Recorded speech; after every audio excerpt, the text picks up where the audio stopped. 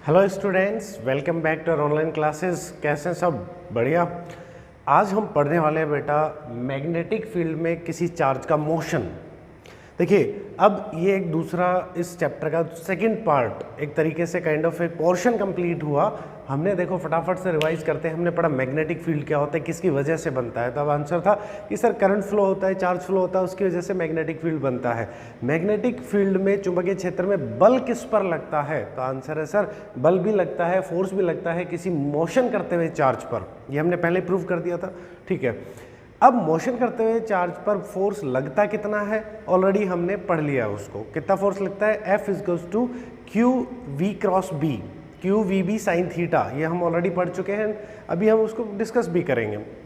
फिर बात आती है बेटा, हमने ये पढ़ा कि मैग्नेटिक फील्ड के लिए बायो-सावर्ट लॉ से कैलकुलेशन कैसे करते हैं, कितना मैग्नेटिक फील्ड बनता है, ठीक है। वो सारी चीज़ें करी, एक वायर की वजह से, सर्कुलर कॉइल की वजह से, उसके एक्सिस पर भी, उसके सेंटर पर भी, सारा हमने पढ़ा। अब आती है, ये बहुत इंपॉर्टेंट टॉपिक है, motion of A charge in magnetic field. यहाँ से बेसिक चीज़ स्टार्ट होती है मैग्नेटिक फील्ड की, चुंबकीय क्षेत्र की, कि उसमें मोशन कैसे करेगा। तो हमने एक चीज़ पढ़ी थी, आपको याद होगा ठीक से, कि जब भी कोई मैग्नेटिक फील्ड होता है, सपोज मैंने बोला कि यहाँ पर एक करंट आई फ्लो हो रहा है किसी वायर में, इसके अराउंड चारों ओर क्या बनेगा? तो आंसर है सर मैग्नेटिक फील्ड बनेगा। यहाँ से कोई क्यू चार्ज मोशन करते हुए इधर ऐसा जा रहा था, ये इस पर एक फोर्स लगाएगा। अब फोर्स लगाकर ये क्या करेगा? तो आंसर है इसके मोशन को चेंज कर देगा, इसकी डायरेक्शन को बदल सकता है, इसका एक्सेलरेशन को चेंज कर सकता है। तो ये सब चीज़ें होती कैसे हैं, अब आज इसको प्रैक्टिकली पढ़ेंगे, ठीक है। तो देखिए बेटा, हम पहले एक बेसिक सी बात कर लेते हैं। एक छोटा सा टर्म आता है Lorentz force. Lorentz force Hindi में लॉरेंज फोर्स बल कहते हैं। लॉरेंज बल क्या है? तो आंसर है कुछ नहीं, मैंने बोला कि किसी पर्टिकुलर जगह पर एक चार्ज है जो मोशन कर रहा है, उस पर वहाँ पर इलेक्ट्रिक फील्ड E है और मैग्नेटिक फील्ड B है। मतलब विद्युत क्षेत्र E है और चुंबकीय क्षेत्र B है, दोनों ही फील्ड अगर हैं तो उस पर नेट बल कितना लगेगा? तो आंसर है सर नेट बल दोनों, देखो चार्ज है, चार्ज पर इलेक्ट्रिक फील्ड फोर्स लगाता है क्या? सर बिल्कुल लगाता है। तो उसका नाम क्या देते हैं? FE, electric force. Magnetic field भी चार्ज पर फोर्स लगाता है क्या? यस, जब वो मोशन कर रहा है। तो मैंने बोला कि मोशन करता हुआ कोई चार्ज है, वहाँ पर दोनों फील्ड हैं, तो ये दोनों फोर्स जो है इसकी वैल्यू क्या होगी? तो आंसर है QE प्लस इसकी वैल्यू क्या होगी? Q into V cross B. ये जो F नेट फोर्स होता है, टोटल फोर्स मैग्नेटिक और इलेक्ट्रिक फील्ड मिलाकर, इसका नाम होता है बेटा लॉरेंज फोर्स। सबसे पहले लॉरेंज नाम के साइंटिस्ट हैं, उन्होंने इसको आइडेंटिफाई किया कि दोनों फोर्सेस इस तरह से लगते हैं, तो इसका नाम रख दिया गया लॉरेंज फोर्स। That's it. तो बेसिकली लॉरेंज फोर्स क्या होता है? तो किसी भी चार्ज पर दोनों फोर्स काम करें, इलेक्ट्रिक और मैग्नेटिक दोनों एक साथ काम करते हैं, तो लॉरेंज फोर्स होता है। खैर, हम आते हैं वापस अपने मैग्नेटिक फील्ड पे। देखिए, मैग्नेटिक फील्ड में कोई, देखो कहीं भी ये मैग्नेटिक फील्ड होगा, मान लो चारों ओर एक करंट की वजह से, और वहाँ पर एक चार्ज मोशन करते हुए जा रहा है, उसकी वेलोसिटी v है। मान लीजिए मैंने क्या बोला, एक मैग्नेटिक फील्ड B है बेटा कहीं पर भी, उसमें एक चार्ज है Q और वो मोशन करते जा रहा है v वेलोसिटी से। समझ में आ रही बात? तो उस पर फोर्स कितना लगेगा इस चार्ज पर जिसकी वेलोसिटी v है, और ये किसके अंदर है? तो आंसर है B मैग्नेटिक फील्ड के अंदर है। तो इस पर लगने वाला जो FB मतलब मैग्नेटिक फोर्स होगा बेटा, कितना मैग्नेटिक फोर्स है, चुंबकीय बल लगेगा? तो आंसर है Q into V cross B। ये आपने पढ़ा हुआ है, ठीक है। ये हमने प्रीवियस जो लेक्चर है इस चैप्टर की स्टार्टिंग में पढ़ लिया था कि कितना चुंबकीय बल या कितना मैग्नेटिक फोर्स उस पर काम करता है। समझ में आ रहा है कि नहीं आ रहा है? ठीक है, ओके। तो अब यहाँ बात आती है कि इस फोर्स की डायरेक्शन क्या होती है सर? तो इसको अगर आप खोल के लिखते हैं, क्रॉस प्रोडक्ट को क्या आता है? VB sine theta. अब सबसे बड़ी बात आती है कि थीटा किस किस के बीच का एंगल है? तो आंसर है सर V और B। What is V? Velocity of charge. Charge की वेलोसिटी की कोई डायरेक्शन होगी। सपोज यहाँ पर फिलहाल मैग्नेटिक फील्ड है इस डायरेक्शन में, ठीक है, और मैंने एक चार्ज को भेजा इस डायरेक्शन में, तो ये देखो V की डायरेक्शन हो गई और ये होगी B की डायरेक्शन, बीच में कुछ एंगल हुआ थीटा। तो जहाँ पर भी जो एंगल होगा उस एंगल को V और B के बीच के एंगल को थीटा एंगल कहते हैं। ठीक है, अब इस फोर्स की डायरेक्शन क्या होगी? तो आंसर है सर क्यू तो स्केलर क्वांटिटी है, ये कोई काम नहीं कर रही यहाँ पे डायरेक्शन में, v क्रॉस b। अब एक बात बताइए, a क्रॉस b की डायरेक्शन क्या होती है? a क्रॉस b की दिशा क्या होती है? अगर मैं क्रॉस प्रोडक्ट करता हूँ तो आंसर है सर इसकी जो डायरेक्शन होती है क्या होती है? a और b से बनने वाले प्लेन के परपेंडिकुलर, मतलब a और b जिस तल में है, जिस प्लेन में है, उसके लंबवत। जैसे अगर हम 11th क्लास में पढ़ते थे, एक कोई वेक्टर a है, एक कोई वेक्टर b है, a क्रॉस b कैलकुलेट करो, तो राइट हैंड थंब रूल काम करता है a क्रॉस b, मतलब पहले a की साइड उंगलियां करो और इस तरह से कर्ल करो, मोड़ो कि b की तरफ मुड़ जाए। तो मैंने ऐसे मोड़ा, अंगूठा किधर है मेरा? तो आंसर है सर अंदर की तरफ। तो अंदर की तरफ को कैसे बताऊंगा? ऐसे क्रॉस से। देखो a और b किस तल में है, किस प्लेन में है? तो आंसर है सर व्हाइट बोर्ड पे है, और ये क्रॉस क्या है? अंदर। तो ये व्हाइट बोर्ड के अंदर। देखो इस ए बी प्लेन के परपेंडिकुलर या तो अंदर होगा या बाहर होगा, वो डिपेंड करता है कि A cross B right hand thumb rule क्या बता रहे हैं हमें। तो समझ में आई बात? देखो दो चीज़ें कान के गांठ बांध लो, कन्फर्म। v और b के प्लेन के परपेंडिकुलर होगा, निकालेंगे कैसे? राइट हैंड थंब रूल से, क्योंकि हम बार बार उसको यूज़ करने वाले हैं बेटा। तो ये बेसिकली हमारे पास फोर्स आ गया। फिर से देखो किस चीज़ का फोर्स है ये? चुंबकीय बल। चुंबकीय बल लगेगा कहाँ? Magnetic force. तो मैग्नेटिक फील्ड में लगेगा। किस पर लगेगा?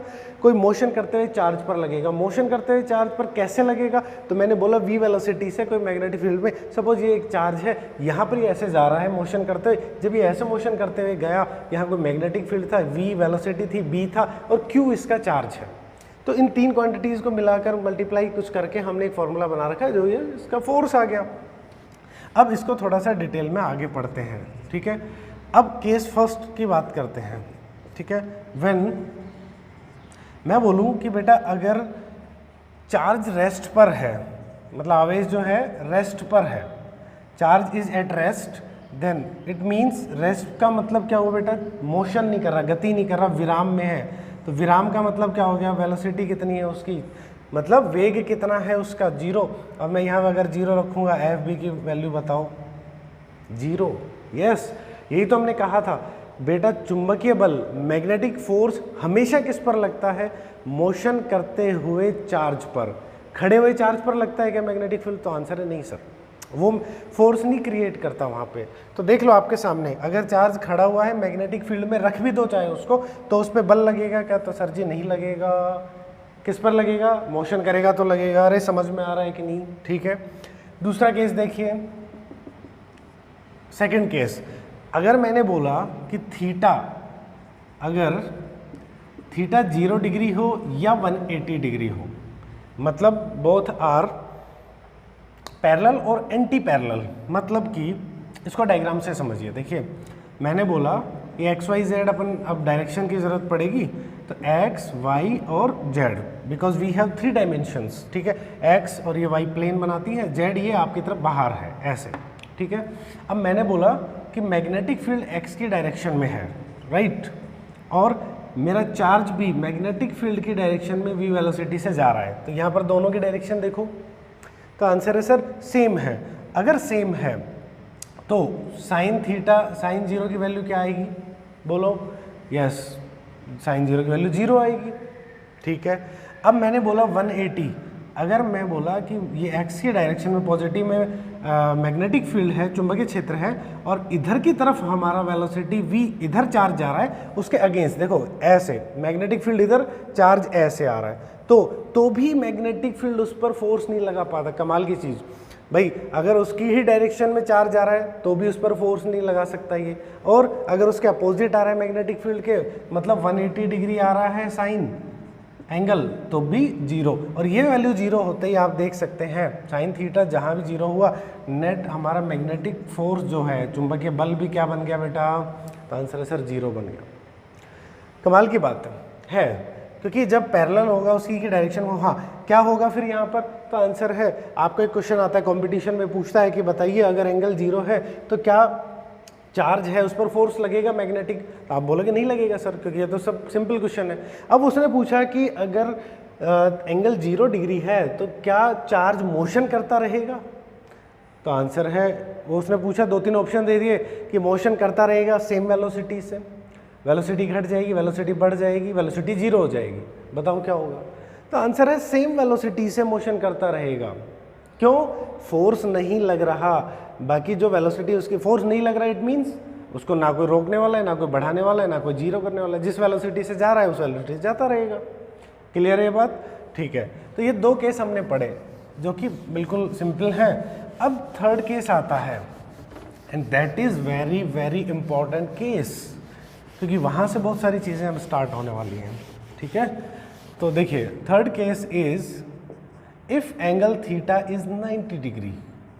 ओके, पहले इसका मैथमेटिकल वैल्यू ले लेते हैं। F B equals to Q V B sine 90 and what is the sine 90?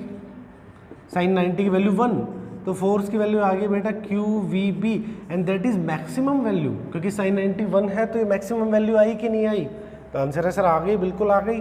तो इतना मैग्नेटिक फील्ड ना फोर्स लगता है जब 90 डिग्री पर वो होता है। कैसे बता सकते हैं? तो यहाँ ऐसे बता सकते हैं, आप लोग देखिए, देखो एक्स वाई जेड में ये तीनों परपेंडिकुलर डायरेक्शन होती है बेटा। ओके, मैंने बोला कि ये आपका मैग्नेटिक फील्ड हो गया एंड दिस ये वी डायरेक्शन में कोई चार्ज जा रहा है। देखो ये मैग्नेटिक फील्ड था, ऐसे मैग्नेटिक फील्ड है इधर, और इधर चार्ज जा रहा है, उस पर फोर्स किधर लगेगा? तो देखिए अब कैसे निकाल सकते हैं, लगेगा तो वैल्यू कितनी आएगी? Q into V into B. अब डायरेक्शन की बात आती है बेटा, डायरेक्शन हमेशा V क्रॉस बी की किधर आती है? Perpendicular to the plane of V and B। V और B के प्लेन के परपेंडिकुलर कैसे निकालें?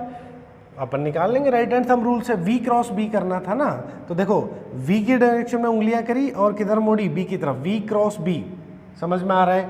V क्रॉस B, मेरा थंब अंगूठा किधर बता रहा है? तो आंसर है सर अंदर की ओर। ये डायरेक्शन जेड की तो बाहर है पॉजिटिव, अंदर की ओर जेड की डायरेक्शन, तो सर ये पीछे की तरफ ऐसे होगी और इस पर फोर्स लगेगा ऐसे ये, और इसकी डायरेक्शन को अंदर की तरफ बताने के लिए मैंने क्या बता दिया?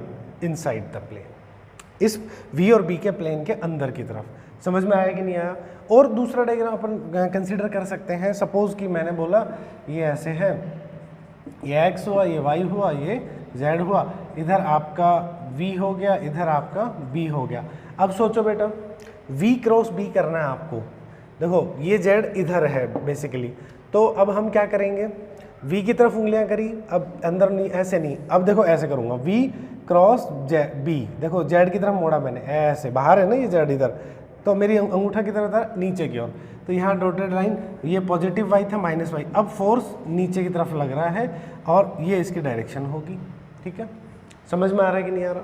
तो हम राइट हैंड थंब रूल से क्या निकाल सकते हैं? इसकी डायरेक्शन निकाल सकते हैं। तो बेसिकली हमें एक चीज़ क्लियर हो गई कि जब v और b परपेंडिकुलर होंगे तो अगर दो एक्सिस के रूप में अगर हम बता दें v और b को, ये हो गया आपका v और b, ठीक है, तो पक्का तीसरी एक्सिस अंदर या बाहर उस पर कौन होगा? आंसर फोर्स होगा परपेंडिकुलरली। ठीक है, तो ये चीज़ क्लियर हुई आपको। अब आती है बात, मैं इसको थोड़ा और ठीक से एक्सप्लेन करता हूँ। इस केस को यूँ समझिए, ठीक है, ये मैंने क्रॉस क्रॉस से एक यूनिफॉर्म मैग्नेटिक फील्ड बना दिया। अब आप सोचोगे क्रॉस क्रॉस से कैसे बन रहा है ये? तो आंसर है क्रॉस क्रॉस का मतलब है बोर्ड के अंदर मैग्नेटिक फील्ड जा रहा है। इमेजिन करते रहिए ऐसे, उसकी डायरेक्शन किधर है? बोर्ड के अंदर की ओर है। समझ में आ रहा है बेटा? बोर्ड के अंदर मैग्नेटिक फील्ड जा रहा है और यहाँ पर एक चार्ज आया Q चार्ज आया V वेलोसिटी से। अब जैसे ये चार्ज आया, देखो ये डायरेक्शन डस्टर से मैं बता रहा हूँ मैग्नेटिक फील्ड अंदर की ओर, चार्ज आया ऐसे, दोनों कैसे हैं? परपेंडिकुलर है क्या? तो आंसर है यस, थीटा 90 डिग्री है, परपेंडिकुलर है बेटा, तो कितने वैल्यू आएगी? QV भी आएगी।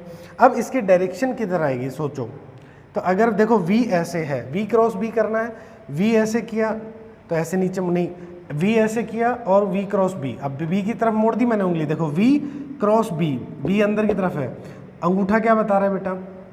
यस, फोर्स की डायरेक्शन, इस पर लगने वाला फोर्स किधर लग रहा है? इस दिशा में, इस प्लेन में ऊपर की तरफ, दैट इज FB। ये बात समझ में आई कि नहीं आई? देखो वेलोसिटी के परपेंडिकुलरली लग रहा है कि नहीं ऊपर की तरफ ये फोर्स? आंसर सर लग रहा है। फिर से देखो V क्रॉस बी, क्योंकि बी अंदर है, अंगूठा क्या बता रहा है मेरा एफ बी, तो इस पे चार्ज बेसिकली ये देखो मैग्नेटिक फील्ड ऐसा था, ये ऐसे जाने वाला था, ऐसे आते ही मुड़ किधर जाएगा, तो आंसर है सर ऊपर मुड़ेगा ऐसे। क्यों ऐसे आते आते ऊपर की तरफ क्यों जाएगा, क्योंकि फोर्स किधर लगा है, देखो v वेलोसिटी इधर है, फोर्स एफ बी ऊपर है, दोनों का रिजल्टेंट परिणामी किधर आएगा, तो आंसर है सर इधर, तो ऐसे ऊपर जाएगा, v इधर जा रहा था, इसने ऊपर खींचा, बीच में कहीं ऐसे जाएगा, है ना। अब इसको थोड़ा दोबारा बड़े डायग्राम बनाता हूँ, बहुत ही गजब की चीज़ आपको आउटपुट समझ में आने वाला है यहाँ पे, क्योंकि ये कुछ अच्छा सा रिजल्ट क्रिएट होगा। देखो अब फिर से बनाता हूँ, ये जैसे मैंने बोला कि ये कोई चार्ज Q है और ये v वेलोसिटी से इधर आया, इस पर फोर्स किधर लगेगा बेटा, v क्रॉस b, क्या अंगूठा ऊपर की ओर, तो मैंने बोला कि ये फोर्स लगा इस पर ऐसे एफ बी, क्लियर है बात। जैसे ये फोर्स लगा, ये v वेलोसिटी इधर है, इन दोनों का नेट बीच में ये कहीं ऐसे जाएगा, अब वेलोसिटी किधर मुड़ गई, इधर मुड़ गया ये। अब जैसे ये ऐसा मुड़ा, फिर से देखो v क्रॉस b, क्योंकि देखो ये ऐसे और ये अब ऐसे, अब अभी भी ये दोनों क्या हैं, परपेंडिकुलर हैं, बिकॉज इसने सिर्फ ये प्लेन ऐसे इस प्लेन पे चला, इस प्लेन के साथ अभी भी डस्टर क्या बना रहा है, ये 90 डिग्री एंगल बना रहा है कि नहीं बना रहा, देखो अंदर, और ये इस प्लेन पे v वेलोसिटी है, अभी भी अंदर है वो, तो इसके साथ इस वेलोसिटी इस चार्ज के साथ वो क्या बना रहा है, 90 डिग्री एंगल बना रहा है। तो v क्रॉस b जैसे कि अब फोर्स किधर आया, देखो v की डायरेक्शन में उंगली, b अंदर, तो ये ऐसा, फिर फोर्स किधर लगा, अब ऐसा लगा बेटा, तो ये फोर्स ऐसा लगा, तो ये v इधर है, दोनों के रिजल्टेंट बीच में कहीं ऐसा चला जाएगा v। अब फिर क्या होगा, v क्रॉस b, फोर्स किधर लगा, तो आंसर है सर इधर फोर्स लगा, दोनों का रिजल्टेंट बीच में कहीं ऐसा चला जाएगा। फिर देखो v क्रॉस b, अब ऐसा फोर्स लगा, ठीक है, तो रिजल्टेंट कहीं ऐसा चला जाएगा। अब v क्रॉस b, अंगूठा इधर, ये ऐसा खींच के लाया, तो ये फिर ऐसा चला जाएगा। फिर देखो v क्रॉस b, अंगूठा नीचे की तरफ, फोर्स इधर लगा, तो ये कहीं ऐसा चला जाएगा। अब देखो v क्रॉस b, अंगूठा इधर, हमेशा लंबवत लगते जा रहा है फोर्स, ये वेलोसिटी इधर, फिर फोर्स किधर लगेगा, परपेंडिकुलर इधर, फिर ये बीच में कहीं ऐसा जाएगा, फिर फोर्स ऐसा, फिर ये कहीं ऐसा जाएगा। देखो क्या बना दिया इसने, हमेशा देखो अगर v और b वेलोसिटी ऑफ चार्ज और मैग्नेटिक फील्ड हमेशा लंबवत रहेंगे, ये रट लो कि जब भी वो 90 डिग्री पर रहेंगे v और b, हमेशा उस पर जो फोर्स लगता है वो कैसा लगता है, वेलोसिटी के लंबवत। और आपने 11th क्लास में बेटा पढ़ा था कि अगर कोई फोर्स किसी के मोशन के सदैव लंबवत रहे, हमेशा लंबवत रहे, तो कैसा मोशन बनाता है, परपेंडिकुलर रहे तो हमेशा कैसा मोशन बनाता है, सर्कुलर मोशन बनाता है। ये 11th क्लास में पढ़ा था, देखो ये बना भी दिया अपन ने, प्रैक्टिकली समझा इसको, बनाया कि नहीं बनाया, तो ये सर्कुलर मोशन करने लगता है बस। तो हमारे पास अब रिजल्ट आ गया कि जब भी अगर थीटा 90 डिग्री हो, मतलब कि मैग्नेटिक फील्ड और वेलोसिटी, वेग और चुंबकीय क्षेत्र के बीच में अगर कोण 90 डिग्री है, तो वो क्या क्रिएट करेगा, सर्कुलर मोशन क्रिएट करेगा। मैंने आपको एक्सप्लेन किया किस तरह करेगा, ठीक है। तो ये रिजल्ट हमने सीखे, यहाँ से समझ में आई कि नहीं आई बात, ठीक है। अब यहाँ कुछ एक आध इम्पॉर्टेंट चीज़ पढ़ लेते हैं। क्या, अगर कोई चीज़ सर्कुलर मोशन करती है तो बेटा उस पर पक्का कौन सा फोर्स लग रहा होता है, तो आंसर है सर्कुलर मोशन के लिए सेंट्रीपिटल फोर्स चाहिए, अभिकेंद्रीय बल चाहिए कि नहीं चाहिए। कितना होता है, तो आंसर है सर mv²/r होता है। अगर ये r रेडियस में घूम रहा है, v वेलोसिटी से, m मास है उस चार्ज का, तो mv²/r, ये इतना सेंट्रीपिटल फोर्स चाहिए इसको घूमने के लिए, जो कि कौन उपलब्ध करवा रहा है। देखो हर जगह अंदर की तरफ कौन सेंट्रीपिटल बन के काम कर रहा है यहाँ पे, तो आंसर है सर वो काम कर रहा है FB। और FB की वैल्यू क्या है, तो आप लोग जानते हैं QVB, साइन थीटा 90 आ जाएगा, 91 आ जाएगा, तो क्या आ जाएगा QVB। तो आप देख सकते हैं v से v कैंसिल होता है, क्या आएगा mv/r = QB। आया कि नहीं आया। अब यहाँ से मैं 2-3 फॉर्मूले बना सकता हूँ। रेडियस, कितनी रेडियस में घूम रहा है, रेडियस का फॉर्मूला क्या आ जाएगा बेटा, mv/qb, एक फॉर्मूला ये बन गया अपना। अगर वेलोसिटी का फॉर्मूला बनाना है तो क्या आ जाएगा, qrb/m, इतनी वेलोसिटी, एग्जैक्टली मैं बोलूँगा स्पीड, बिकॉज वेलोसिटी क्यों नहीं बोलेंगे, हर जगह डायरेक्शन चेंज हो रही है, तो हम क्या बोलेंगे, स्पीड बोलेंगे। तो स्पीड का फॉर्मूला आ गया कि कितने स्पीड से वो सर्कुलर मोशन कर रहा है। अब और क्या निकाल सकते हैं, अगर मुझे वी नो दैट v = क्या होता है, r ओमेगा होता है। एंगुलर वेलोसिटी अगर निकालना चाहते हो वो भी निकाल लो, तो r ओमेगा पुट किया v की जगह, qrb/m, r से r कैंसिल हुआ, ओमेगा आ गया क्यू बी अपॉन एम, ये एंगुलर वेलोसिटी आ गई। टाइम पीरियड निकालना है तो ओमेगा इक्वल्स टू क्या होता है 2π/t, यहाँ 2π/t रख दो तो क्या वैल्यू आएगी बेटा 2π/t equals to Q B upon M, और t की वैल्यू क्या आ जाएगी 2πm upon Q B, that is time period, आवर्तकाल जिसे आप हिंदी में कहते हैं, 11th क्लास में पढ़ा है अपन ने, ठीक है। एक साइकिल बनाने में जितना टाइम लगता है वही क्या होता है आवर्तकाल या टाइम पीरियड। अब फ्रीक्वेंसी की बात करें तो टाइम पीरियड क्या होता है, एक बटे एफ से दर्शाते हैं या फिर आप स्मॉल एन से भी दर्शाते हैं। दिस फ्रीक्वेंसी को रिप्रेजेंट किसी से भी कर सकते हैं, इसका उल्टा क्या कहलाएगा फ्रीक्वेंसी, तो that will be Q B upon 2πm। तो देखो इतने सारे फॉर्मूले हमने बस इंटरचेंज करके बनाए। सिंपल कॉन्सेप्ट क्या था कि जब भी 90 डिग्री एंगल होगा तो कैसा मोशन होगा, तो आंसर है सर सर्कुलर मोशन होगा, और अगर सर्कुलर मोशन होगा तो सेंट्रीपिटल फोर्स कौन देगा, तो आंसर है सर मैग्नेटिक फोर्स देगा। समझ में आ रहा है कि नहीं आ रहा, अरे सो तो नहीं गए, ठीक है। बस अब एक छोटा सा चौथा केस और पढ़ लेते हैं, 3 केस हो गए। अगर सर जी 0, 180 और 90 ना हो तो थीटा अगर ऐसा कुछ हो कि 0 से तो मान लो बड़ा हो थीटा और 90 से छोटा हो, 0 से 90 के बीच थीटा हो, तो क्या करें, तो आंसर है भैया देख लेते हैं क्या करें। ये मान लीजिए मेरा मैग्नेटिक फील्ड है, उसकी डायरेक्शन है और आपकी वेलोसिटी है कहीं यहाँ, ठीक है, ये हो गया v, ये किसी थीटा एंगल पर है। भाई यहाँ होती तो 90 बना देती, तो मैंने बीच में कहीं थीटा ले लिया। आप यही तो कह रहे हो कि 0 से बड़ा लो 90 से छोटा लो, ले लिया मैंने। b और v के बीच में देखो फिर एंगल क्या आ रहा है थीटा, ठीक है, फुलफिल होगी कंडीशन, ओके। अब देखो अब ये कैसा मोशन करेगा, सर्कुलर करेगा क्या, नहीं सर वो तो 90 पे करता है। तो फटाफट अपन एक काम करते हैं, इसके कंपोनेंट बना लो। इसका x कंपोनेंट, x डायरेक्शन में इधर कंपोनेंट क्या आएगा, तो आंसर है सर v cos थीटा, और इधर क्या आएगा v sin theta, that is v y direction में जो है, ये y हो गया ये x हो गया, v cos थीटा और v sin थीटा। अब इसको भूल जाए क्योंकि कंपोनेंट बना दिए। अब मेरे को एक बात बताओ, ये x वाला कंपोनेंट जो है v cos theta magnetic field के साथ कितना एंगल बनाता है, तो आंसर है सर 0, बिकॉज इसकी डायरेक्शन भी इधर है, इस डायरेक्शन में है, और जब ये इसी की डायरेक्शन में है तो क्या ये इस वेलोसिटी इस वाले कंपोनेंट की वजह से फोर्स बनाएगा, तो आंसर है नहीं सर नहीं बनाएगा। हमने पढ़ा कि जब थीटा 0 एंगल पे होता है तो वहाँ पर उस टाइम पे कोई फोर्स नहीं लगता। क्यों नहीं लगता, क्योंकि सेम डायरेक्शन होती है, हमने पढ़ा। अब यहाँ पर बात आती है वी वाई की, वी साइन थीटा, ये वाला कंपोनेंट वेलोसिटी का क्या है, हाँ ये 90 डिग्री पर है, ये 90 डिग्री पर है, तो ये पक्का अब गड़बड़ करेगा। क्या करेगा, 90 डिग्री पर जब कंपोनेंट होता है या वेलोसिटी होती है, अभी अभी पढ़ा कि जब वेलोसिटी और मैग्नेटिक फील्ड, वेग और चुंबकीय क्षेत्र के बीच में कोण 90 डिग्री होता है, 90 डिग्री, तो कैसा मोशन होता है, कैसी गति होती है, सर्कुलर वृत्तीय गति होती है।